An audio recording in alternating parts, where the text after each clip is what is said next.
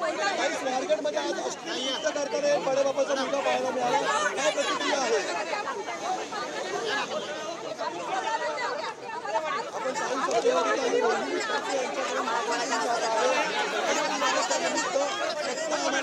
एक मुख्यमंत्री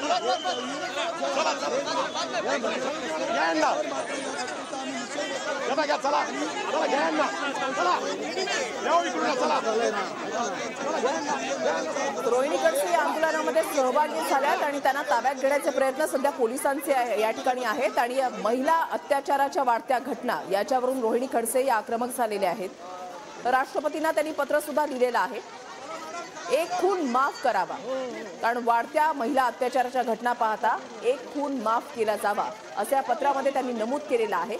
आणि आता मुंबईमध्ये सह्याद्रीच्या समोर रोहिणी खडसेंचं हे आंदोलन, मोठ्या संख्येने महिलांची सुद्धा उपस्थिती आणि या रोहिणी खडसे या आक्रमक झालेल्या आहेत आणि पोलीस त्यांना ताब्यात घेतात।